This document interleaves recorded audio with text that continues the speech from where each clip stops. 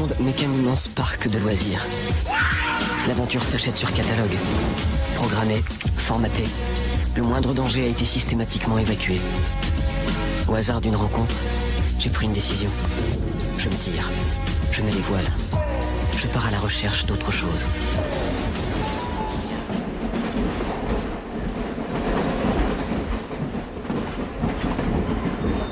De retour une troisième fois dans ce sublime podcast que tout le monde s'arrache, que tout le monde veut écouter. Les gens parlent au boulot, la presse s'arrache. S'arrache quoi d'ailleurs, je ne sais pas. Les cheveux. S'arrache les cheveux. Merci pour la transition, pour ce sublime podcast qui a changé la face du podcast. Bienvenue donc dans la troisième partie dans le petit salon avec le chandelier, avec Thibaut qui nous racontait son voyage sur le transsibérien. Alors, vous n'êtes plus beaucoup nombreux à nous écouter. Là, je pense qu'il y a beaucoup de gens qui sont arrêtés au premier. On a perdu une grosse salve aussi avec le deuxième. Donc déjà, merci à vous qui écoutez cette troisième partie. Vous n'êtes que 3. Donc merci beaucoup pour ça. Et on s'était arrêté du coup à la frontière entre la Russie et la Mongolie avec Thibaut, donc, qui va nous raconter la suite et peut-être fin de son voyage. Ou peut-être qu'on partira sur une 4e, une 5e partie, une 7e partie. Enfin, la nuit nous appartient. On fera... Je rassure nos 3 auditeurs. Mais non, mais il n'y en aura plus qu'un à la fin, dans tous les cas. Ça va être, je pense, la dernière partie, mais quelle partie ? Mais quelle partie pleine de rebondissements, pleine de rencontres, de paysages, de leçons de vie aussi, quelque part. Oh mon Dieu, T'as quel vu, teasing. Je fais un teasing de dingue pour au final peut-être pas grand-chose. Mais ce qu'il y a de bien avec ce podcast, c'est que vous trouverez peut-être plus que ce que vous a promis. Voilà, je finirai là-dessus. À toi Thibaut, on a passé la frontière russe et mongole ensemble. On en est où à ce niveau-là ? Eh bien, on est bien avancé. Non, bah écoute, on a passé la frontière russe, on s'est bien saoulé à la vodka et on arrive à Oulan-Bator, capitale de la Mongolie.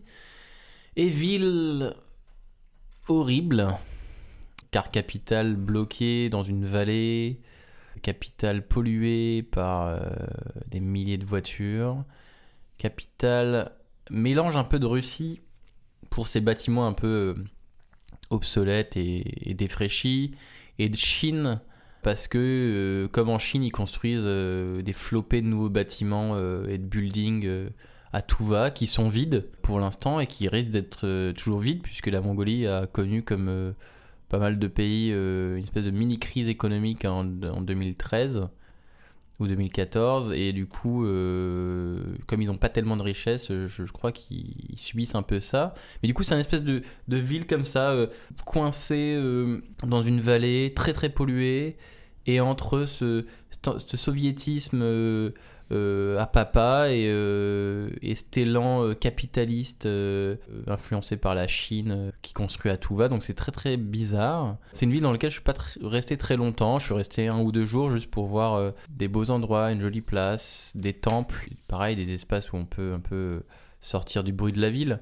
Mais en fait quand on est à Oulan-Bator on se barre très très vite hors de Oulan-Bator. Alors il y en a qui partent dans le désert de Gobi dans le sud, ou alors il y en a qui partent comme moi dans les montagnes et dans les vallées en dehors de la ville à quelques heures de route pour un peu du coup échapper au bruit et à la pollution qui est assez effrayante.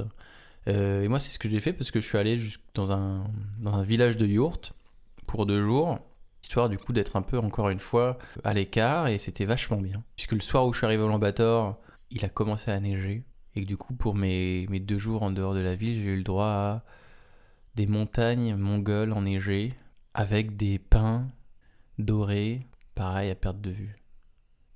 Tu te retrouves dans ta yourte avec pareil des gens qui me parlent pas anglais, pour le coup qui sont encore moins qui te parlent encore moins que les Russes, parce que les Russes ils pouvaient parler anglais, ils se débrouillaient avec des gestes et compagnie. Là les Mongols pour le coup j'ai pas pu parler tellement avec eux parce qu'ils parlent vraiment pas anglais. Et c'est un commun accord, on va pas faire d'efforts pour forcément parler comme ça, donc bon, j'ai rencontré 2-3 Mongols intéressants, mais c'était pas forcément le peuple avec qui j'ai pu discuter. Et bref, du coup, dans ce village de yourtes, on se retrouve à partir faire une randonnée tout seul, parce que juste j'ai envie de monter cette montagne que je vois sous les yeux, et je me retrouve à marcher dans mes chaussures pas faites du tout pour ça, dans la neige, encore fraîche, et sous les pins dorés qui lâchent leurs épines sur la neige immaculée encore. C'est des belles images tout ça, avec un ciel bleu et un soleil qui cogne. Et on se retrouve tout seul en haut d'une montagne à admirer cette vallée. Puis on la redescend et puis on est accompagné par des chiens et puis les enfants rentrent de l'école et puis ils vous saluent d'un hello hello bien sûr puisque c'est le seul mot qu'ils connaissent en anglais. Alors on les salue en retour et puis on est toujours accompagné par des chiens parce que comme au lac Baïkal, pareil, il y a des chiens errants partout et puis ils te suivent comme au lac Baïkal un peu partout. Et j'ai eu la chance en plus de mes promenades d'aller du coup me balader au fond de la vallée dans laquelle j'étais pour aller accrocher un monastère qui était tout au bout d'une vallée, agrippé au fond de la vallée, aux parois rocheuses du fond de la vallée. Et ça a été 2 heures un peu pénibles de randonnée dans la neige, très lentement, mais pour finalement arriver à ce nid de sérénité au fond de cette vallée qui m'a donné en plus une vue sublime et un endroit pour me reposer et puis contempler un peu l'endroit où j'étais, quoi. Une vallée mongole baignée par le soleil, la neige et les pins à perte de vue. Au niveau du paysage, ça change beaucoup de la Russie ou c'est sensiblement la même chose? Moi, en Mongolie, j'ai eu le droit à la neige et il n'y a pas de grosse différence. C'est-à-dire qu'on retrouve quand même des paysages montagneux, puis des grandes steppes mongoles où il n'y a rien du tout. Donc en fait, la Mongolie est très similaire à la Sibérie orientale. En fait, la grosse différence de changement de géologie ou de relief, etc., c'est au niveau de l'Oural. Tout ce qui se passe à gauche de l'Oural, vers Moscou, c'est de la forêt un peu dense et compagnie et compagnie. Tout ce qui se passe à droite, en tout cas moi ce que j'en ai vu, je m'excuse pour les géologues qui je pense trouveront que je dis des conneries peut-être, mais à droite du coup de l'Oural, dès qu'on passe l'Oural, on voit vraiment une différence et ça s'aplanit plus. Et puis après il y a des montagnes et puis on a ces steppes qui arrivent et puis il y a vraiment ces paysages de steppes beaucoup moins de forêt qui arrivent, beaucoup moins de forêt. Toujours ces petites montagnes, enfin ces grosses montagnes on va dire, mais du coup les montagnes ont tendance à s'effacer très très rapidement pour tout de suite retrouver très rapidement des steppes mongoles, alors que du coup en Russie ça pouvait aller sur des vallons et des montagnes à perte de vue. Là c'est vraiment, y a des montagnes et très rapidement ça part en steppe, juste rien du tout à perte de vue, paysage plat, avec rien, aucune végétation, c'est dingue. Et c'est fou de dormir dans une yourte. Alors faut bien penser à attiser le feu, mais parce que ça caille un petit peu au milieu de la Mongolie. Parce que du coup il fait quand même 0 degré en début octobre. Et là où en Russie il faisait quand même 15-20 degrés. La nourriture est pareille, c'est des raviolis. Ça commence à être un peu plus asiatique, mais on retrouve un peu ces soupes russes. Donc c'est un peu un mélange des deux. Moi, j'ai plus apprécié la nourriture mongole que la nourriture russe, notamment ce qu'ils appellent les buzz. C'est écrit B-U-Z-Z, mais ils appellent ça se dit boursch en fait. Et c'est des raviolis avec du mouton dedans et du bouillon et c'est trop bon. J'en ai mangé des kilos entiers et c'était fou cette escapade dans les montagnes mongoles pour finalement revenir après à Ulaanbaatar histoire de refaire un petit tour et puis de quitter Ulaanbaatar. Donc finalement Ulaanbaatar j'y suis resté 5-6 jours. Dans la ville il y a quelques petits musées mais ils sont rarement intéressants. Seuls les temples d'Ulaanbaatar valent le détour. Je vous invite vraiment, si vous partez en Mongolie, mais de toute façon, je pense que vous n'aviez pas d'autre plan, mais de sortir de la ville et d'aller dans les montagnes ou dans le désert de Gobi, que je vais traverser par la suite quand je prendrai le train d'Ulaanbaatar à Pékin, ma destination finale. Comment est le peuple mongol par rapport au peuple russe ? Déjà, ce qui est intéressant, c'est aussi une des raisons pourquoi j'ai pris le transmongolien, au lieu de continuer sur le transsibérien et de rester en Russie, c'est que moi je voulais avoir un choc culturel un peu plus imposant que j'avais en Russie. C'est-à-dire que les Russes, certes, il y a une différence culturelle parce qu'ils sont quand même loin de nous, etc. Et ils ont leur pays et leur langue et leur alphabet et leur culture, etc. Mais ça reste quand même globalement, surtout à l'ouest, des Européens et on retrouve des similitudes avec nos sociétés occidentales. Quand on arrive en Mongolie, déjà, les gens visuellement, ils sont différents. Ils sont déjà les yeux bridés. Ils sont asiatiques véritablement. Et puis après, dans les habitudes culinaires et de vie, etc., on voit des différences. Alors, est-ce qu'ils sont plus ouverts ? Malheureusement, je pourrais pas trop répondre à cette question parce que j'ai pas rencontré assez de Mongols. Je suis resté 6 jours et les rares Mongols que j'ai rencontrés sur ma route, soit parlaient très bien anglais parce qu'ils étaient jeunes, du coup ils parlaient anglais et puis du coup on échangeait sur bah tiens, il y en a ils partent en Corée, il y en a ils voyagent, il y en a ils vont aux États-Unis parce que c'est de leur côté on va dire, ils vont à San Francisco quoi, et ou alors ils vont en Australie parce que c'est pas loin non plus, ils vont en Asie du Sud-Est parce que c'est leurs vacances, hein. S'ils vont en Thaïlande c'est pas loin non plus pour eux. Ou alors c'était des vieux Mongols et dans ce cas-là ils parlent pas anglais du tout et ils se cassent pas la tête à parler avec toi.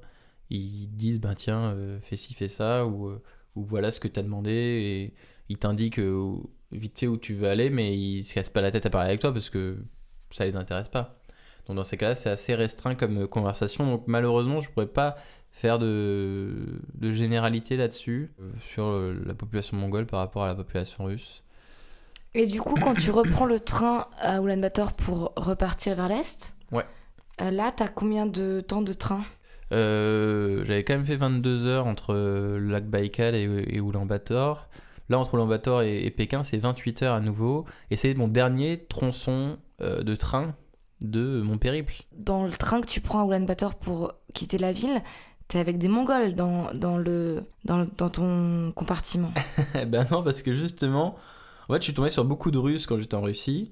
Pour aller en Mongolie, je suis tombé du coup sur le couple britannique-néo-zélandais. Et pour aller en Chine, je suis tombé sur un couple de Suisses dans mon compartiment. Donc j'avais une malchance dans ma chance, on va dire. C'est que d'un côté, j'aurais adoré être avec des Mongols et du coup faire comme avec les Russes et pouvoir discuter avec eux et partager. Et d'un autre côté, j'étais aussi content d'avoir des touristes comme moi pour aussi partager et aussi échanger.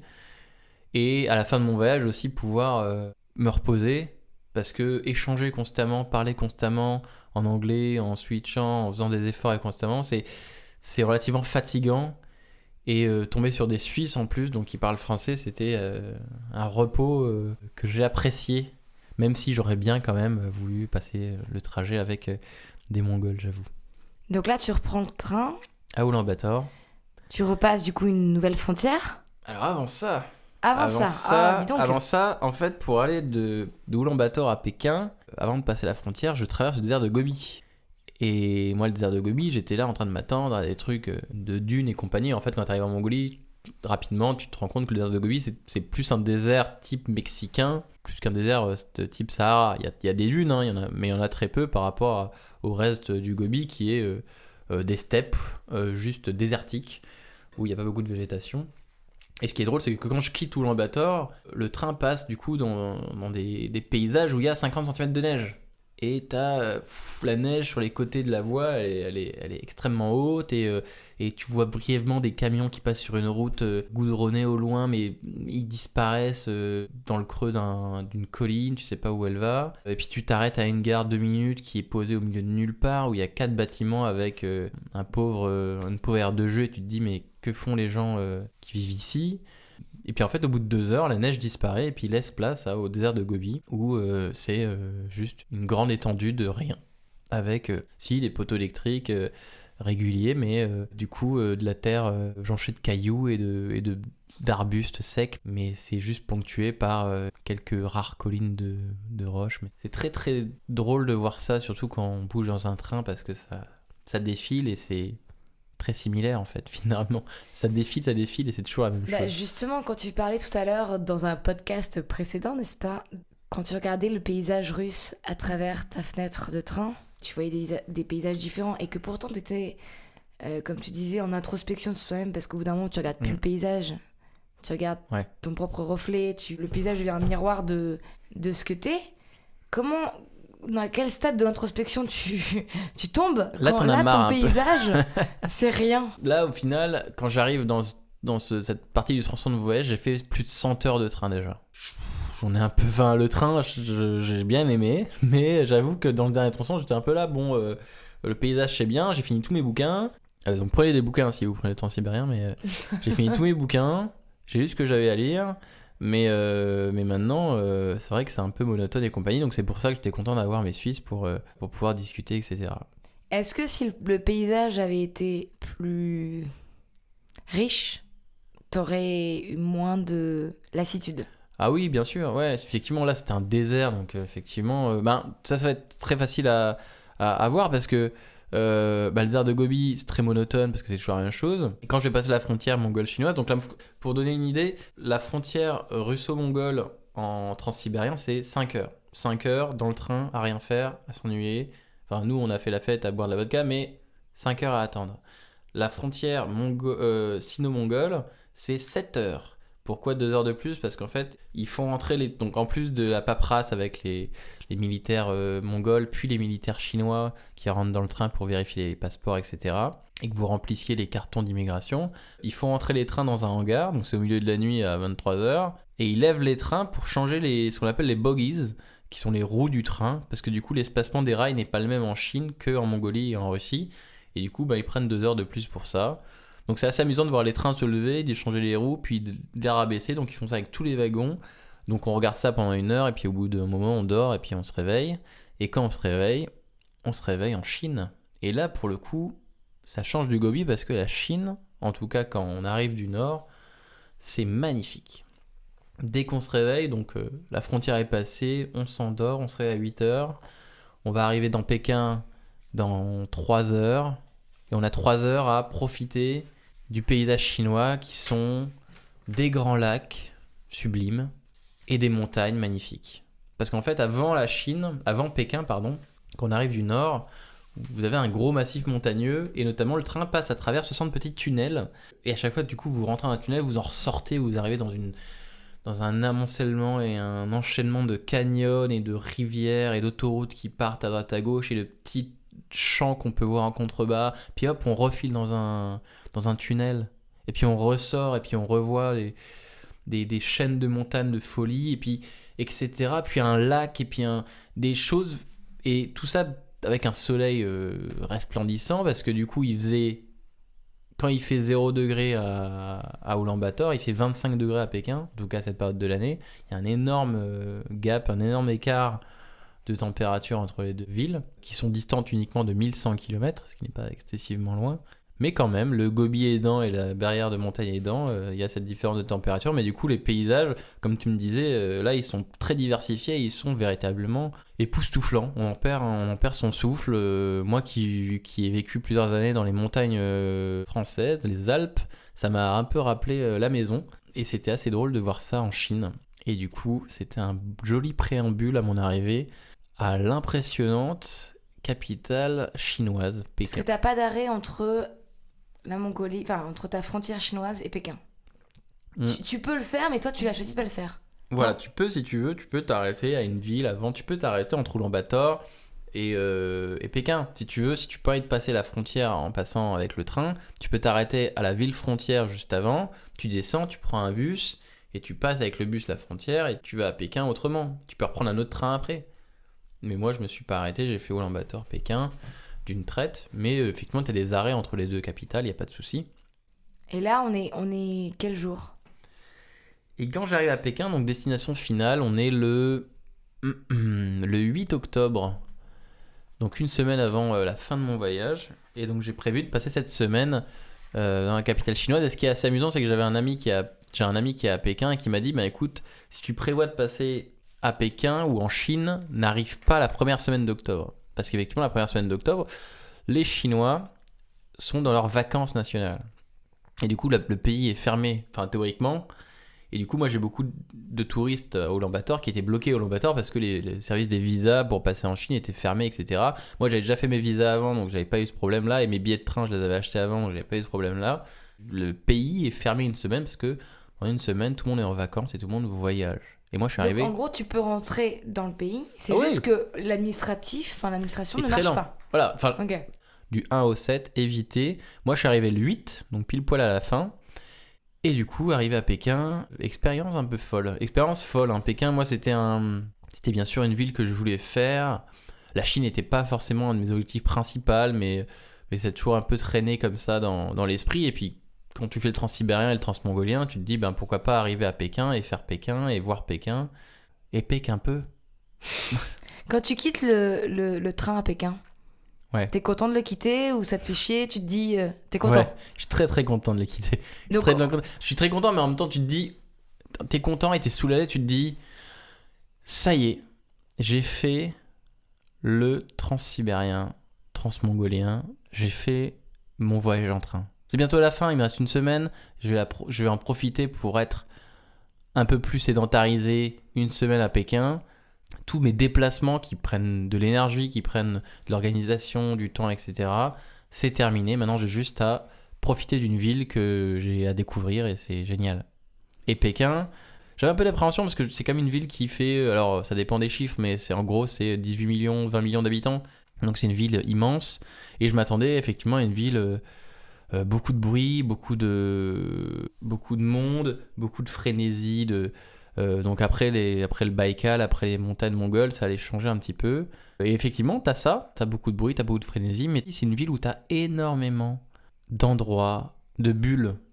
Un peu comme les monastères en Russie ou les temples en Mongolie. Là, en Chine, tu vas avoir les jardins. Ils ont énormément à Pékin, tu vas énormément avoir de jardins qui sont payants, mais qui sont pas très chers, mais qui sont sublimes, magnifiquement bien entretenus, où la famille, où les gens vont pour se détendre et où il fait très calme. T'as beaucoup de temples là-bas aussi, où tu peux rentrer et rester et profiter de la sérénité du lieu. Notamment le temple des lamas et le temple de Confucius, qui sont deux endroits qui valent le détour. Et puis rien que la cité interdite, c'est comme un endroit qui moi m'a pris genre 6 heures à faire, une journée complète. La cité interdite, c'est ce qu'ils disent, c'est le plus grand endroit, le plus grand complexe palatial du monde. Effectivement, c'est un grand endroit avec que des palais, plein de cours, de sous-cours, de deuxième, troisième cours, etc.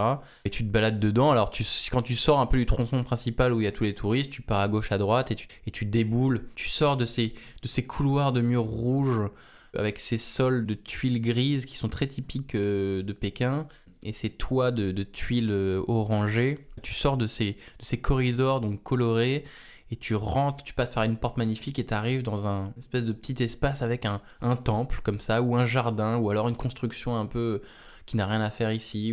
Et comme ça, tu pars de découverte en découverte dans ta balade au milieu de la cité interdite. Donc moi, je vous conseille vraiment, évidemment, si vous êtes à Pékin, je pense que c'est un incontournable.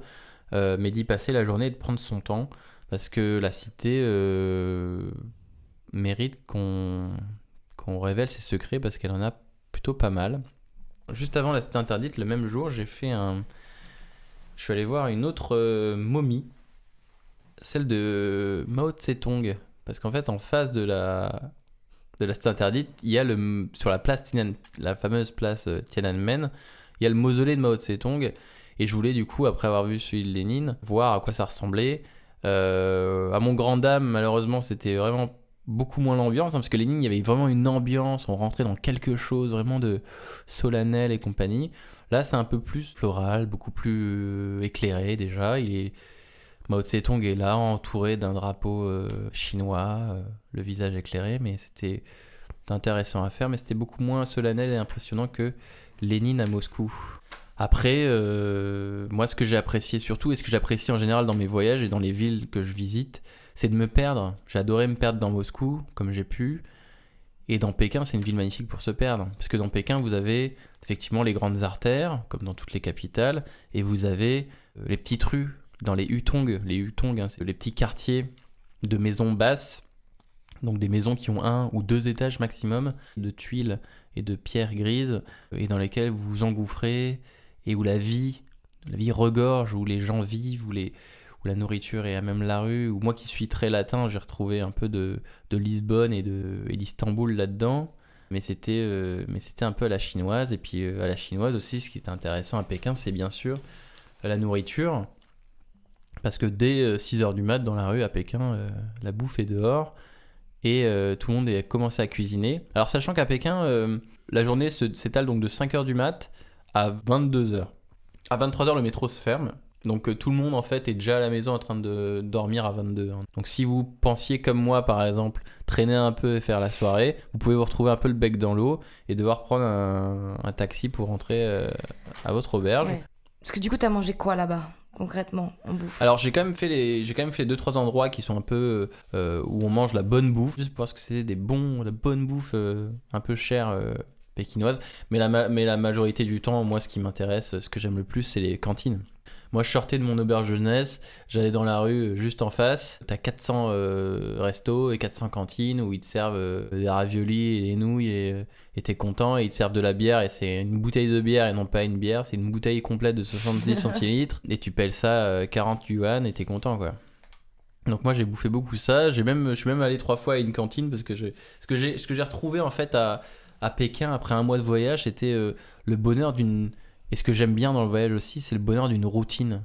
C'est avoir une routine et avoir tes petites habitudes dans une ville qui n'est pas la tienne. Et à Pékin, à la fin de ma semaine à Pékin, j'avais la rue, je la connaissais, et les mecs, je les connaissais, je les saluais. Il y a des gens très sympathiques, des Chinois très sympathiques que j'ai rencontrés à Pékin. Et j'avais ces petites habitudes que j'ai commencé à réapprécier dans ce regain de sédentarité après un mois de balade, quoi.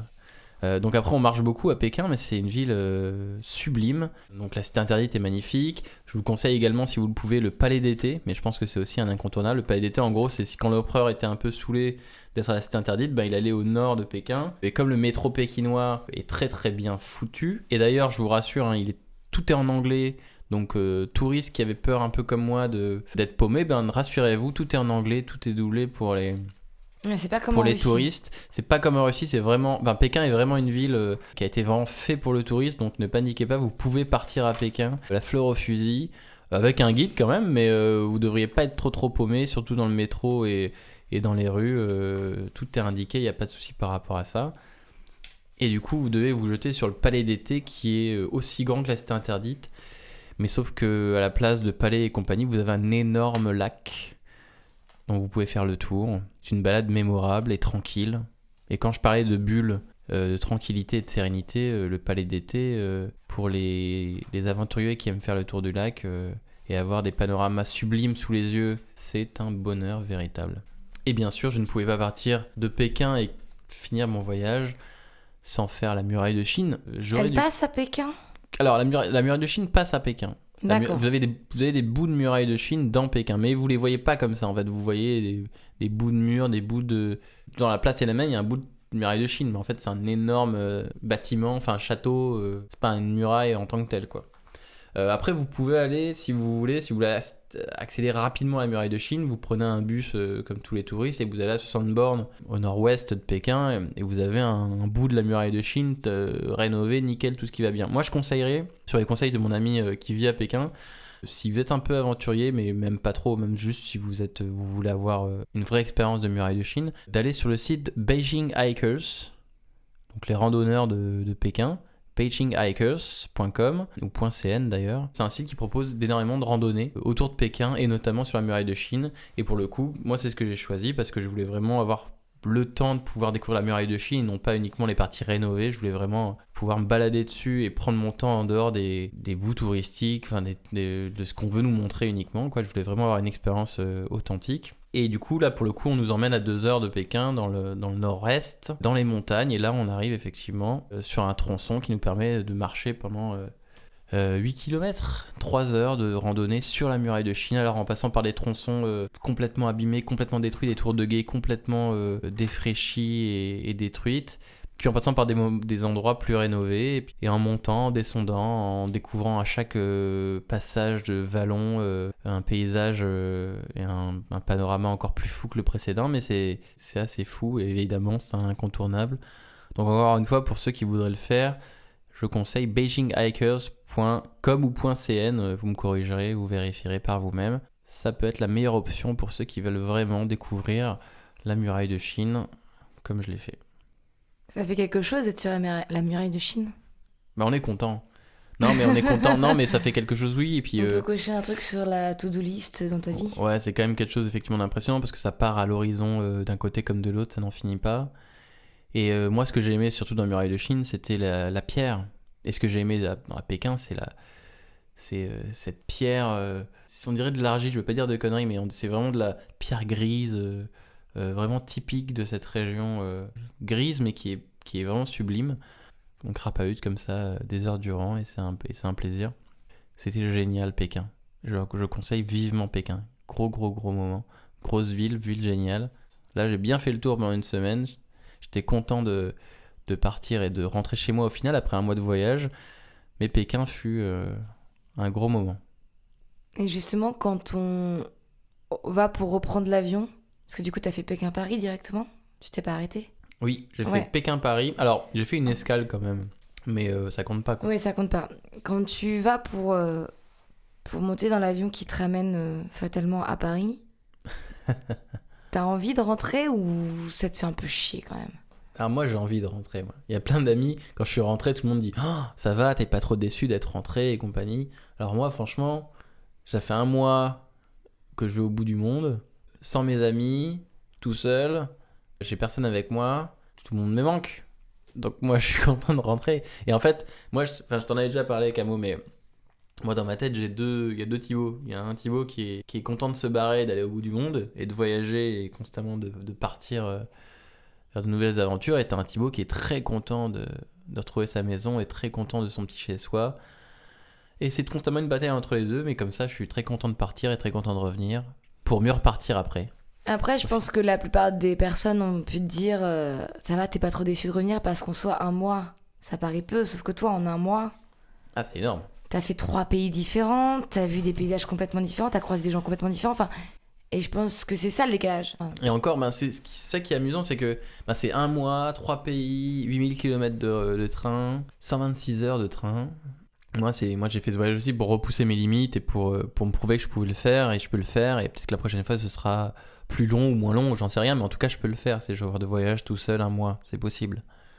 Et tu te rends compte en fait que toi, ces limites là pour toi, ces frontières que tu dépasses, les autres, moi tous les touristes que j'ai croisés, le Transsibérien n'était qu'une étape pour eux, parce qu'après ils allaient en Asie du Sud-Est, après ils allaient en Nouvelle-Zélande, après ils allaient aux États-Unis, après ils allaient au Pérou, etc., etc. Eux ils faisaient des voyages de 8 mois, 9 mois, 1 an, ils faisaient des tours du monde. Et toi tu pars un mois et du coup t'es un peu genre moi je pars juste un mois, t'es un peu...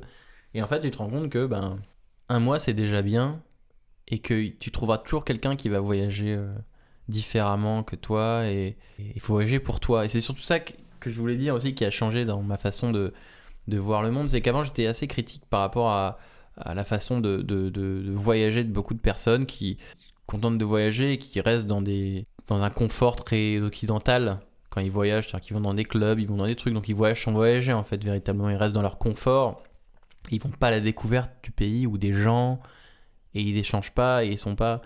Et j'étais assez critique par rapport à ça, et en final avec ce voyage j'en suis revenu très très rapidement, parce que je me suis dit mais Thibaut, déjà, qui est-ce que tu es pour juger de la façon de voyager des gens? Et c'est génial déjà. Ces gens-là voyagent. C'est déjà génial. C'est déjà, ils sortent de chez eux et ils vont voir ailleurs. Alors certes, ils restent dans un confort, etc. Mais ils vont voir le monde. Certes, ils voyagent peut-être de manière moins aventureuse que moi. Mais moi, je voyage de manière moins aventureuse que le mec que j'ai rencontré en Mongolie et qui a fait 2 semaines de scooter au milieu du Gobi tout seul, sans casque et sans lunettes. Parce que en fait, tu te rends compte en tant que voyageur et en rencontrant d'autres voyageurs que, en fait, tout le monde voyage très différemment en fonction de ses envies, de ses besoins, que chacun a ses limites, que chacun a envie de repousser, et que tous les voyages sont différents. Et c'est ça qui est super dans le voyage, c'est que chacun voyage comme il peut, comme il veut, comme il en a les moyens, et c'est ça qui est la richesse du voyage. Et du coup, t'as pas forcément à être critique par rapport à une certaine façon de voyager. Tu vois, t'es pas un mec qui va partir à Cancun une semaine se mettre des murges au Morito. C'est super, ça se trouve, pour lui cette semaine, il a un boulot de merde à Paris, et lui cette semaine, c'est une semaine d'évasion où il peut quitter son boulot de merde. Tu vois, je serais peut-être un peu plus critique contre les gens qui voyagent pas. Mais si tu voyages, t'as compris le principe. Tu vas voir ailleurs, t'es curieux, déjà, dans la démarche. Et c'est déjà une chose géniale. C'est ça que t'as le plus retenu pendant un mois sur Ça a été les rails. Ça a été un petit point que j'ai vu changer en moi. Où je me suis dit, tiens Thibaut, tout est plus multiple que tu ne le crois, et et c'est mieux ainsi. Alors bien sûr, ça m'a pas changé profondément sur plein de choses, mais ça m'a changé dans ma façon peut-être de parler aux gens dans la rue, d'aborder les gens, de se rendre compte qu'en fait, en tant que Français, on a très peur de l'autre tout le temps, et qu'en fait, on peut aller leur parler, on peut aller engager une conversation et demander un truc sans se sentir agressé ou sans agresser quelqu'un. Et dans ma vie de tous les jours à Paris, je suis moins sur la défensive face à l'autre. Ça, c'est quelque chose aussi que j'ai ressenti, moi, personnellement. Et surtout, c'est ça qui est important quand tu voyages, c'est que tu voyages pour aller au bout du monde, pour te rendre compte que les gens que tu croyais si différents, ils sont pas si différents que toi, au final. T'as envie de repartir ? Pas tout de suite, mais oui. Oui, j'ai envie de repartir. Je pense que pas pour un gros voyage. Mon prochain gros voyage, il sera peut-être dans un an ou deux, mais en attendant, je vais faire plein de petits voyages, moins coûteux, mais tout aussi passionnants, pour découvrir une Europe que moi j'ai découvert pas mal, mais qui me reste encore des bouts que j'ai pas vus. C'est ce que je vais m'apprêter à faire en partant notamment en Belgique et puis aux Pays-Bas, qui sont 2 pays que je ne connais pas beaucoup. Quand tu parles de coûteux, ton voyage pendant un mois, t'as chiffré un peu ? Je n'ai pas compté véritablement, j'ai une idée globale. Pour donner une idée, le billet d'avion Paris-Moscou, c'est 180 €. Le billet d'avion Pékin-Paris, ça doit être 500 €. Et tous les billets de train Moscou-Pékin, avec 5 arrêts, donc plus vous faites d'arrêts, plus c'est cher. Hein. Moi, j'en ai eu pour 700 €. Ce qui est pas cher pour faire 8000 km. 700 €. Moscou-Pékin en avion, je pense que ça va être 400 et des brouettes. J'aurais pris mes billets à la gare russe tous les jours, dans toutes les villes, etc. En perdant des heures précieuses de mon voyage. J'aurais pu économiser, j'aurais pu ne payer que 400 €. Là, j'en ai payé 700, mais je trouve pas ça aberrant.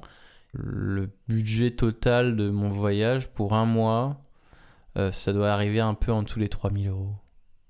D'accord. Ouais, tout compris, quoi. Tout compris. Logement, Tout compris. Bouffe et ouais. compagnie, 3000 €, je pense. Ok. Sachant que moi, j'ai rien fait moi, j'aime bien les voyages en auberge de jeunesse, en guest house, etc., etc. Donc, j'ai pas fait d'hôtel, j'ai pas fait de trucs de trop luxueux, je mangeais vraiment dans des cantines ou dans des petits trucs comme ça. Donc, ça, c'est un budget pour quelqu'un qui n'est pas forcément, qui ne vit pas dans des trucs luxueux. Hein. C'est vraiment de la cantine et de l'auberge de jeunesse la plupart du temps. Au final, ce qui a été le plus chiant dans ce voyage, ça a été la préparation. On s'est vu plusieurs fois avant. C'est vrai que tu m'en parlais, c'était une tannée pour obtenir du coup 3 visas différents. Il faut à chaque fois justifier une adresse où tu loges pour avoir ton visa. C'est ça qui est le plus chiant finalement. Alors oui, la préparation du voyage est assez exténuante si vous voulez la faire. Effectivement, les 3 visas pour les 3 pays sont assez relous à obtenir, notamment la Mongolie, vous avez juste à avoir 4 papiers et puis ça va très très vite. Mais la Russie et la Chine, vous devez effectivement fournir des documents comme votre carnet de route, dire où vous êtes tous les jours et où vous dormez tous les jours, notamment en Russie. Puis en Chine, vous devez également dire où vous dormez, etc. Plus donner un relevé de compte bancaire pour montrer que vous avez quand même de l'argent. Donc c'est des documents qui sont un peu, pour nous Européens, peu habituels à fournir pour une demande de visa. Ça fait partie des visas les plus compliqués au monde à avoir, la Russie et la Chine. Moi j'ai fait les plus compliqués maintenant, je pense que le reste des visas que je vais devoir faire dans ma vie, ça devrait aller par rapport à ça. Mais c'est vrai que avoir terminé un voyage de 1 mois, moi j'étais rentré à Paris et je me suis dit, toute cette tension, cette énergie, ce temps, ce stress qui s'était accumulé pendant toute la préparation du voyage, et bien finalement le voyage d'1 mois il passe vite, et 1 mois plus tard t'es de retour à Paris, et c'était génial, et c'était phénoménal, et t'as vu 1000 choses, t'as rencontré 1000 gens, vécu 1000 expériences sensationnelles, et tu te dis, c'est passé si vite. Et quand tu fermes la porte de ton appartement après avoir atterri à Paris, ça te paraît très loin, ça te paraît beaucoup trop près. Là, ça fait quelques semaines que je suis rentré à Paris, donc maintenant j'ai repris le rythme parisien assez bien, on va dire. Et là, je suis dans une petite période où je vais commencer, je pense, à avoir envie d'arrêter d'en parler du temps sibérien. Ça va faire 1 mois, mine de rien, que j'ai arrêté le voyage. Et là, je vais encore trier des photos, je vais encore poster quelques petits trucs comme ça à droite à gauche. Mais c'est vrai que après avoir une période de se dire tiens, je suis content d'être rentré et compagnie, et je suis content de ressasser ces souvenirs et d'en parler et de les partager, j'ai envie d'avancer et de me dire que le transsibérien c'est bien, c'est fait. Maintenant, on va où? Merci Thibaut. Merci pour tout ce que tu nous as raconté. Moi déjà je suis super contente personnellement. Après je sais pas si les 2 personnes, peut-être qu'on en a perdu une en route, ou si la seule personne qui écoute encore ce podcast, parce qu'il y en a 2 qui sont partis, si elles sont contentes, mais ouais, ça donne encore plus envie de se lever et de prendre un billet de train, un billet d'avion, de partir voir ce qu'il y a de l'autre côté du mur de ton appartement, en fait, ne serait-ce que ça. À très bientôt. À très bientôt, avec plaisir. Et au revoir, auditeur au singulier qui sera arrivé jusque-là. Au revoir. À très bientôt. À bientôt.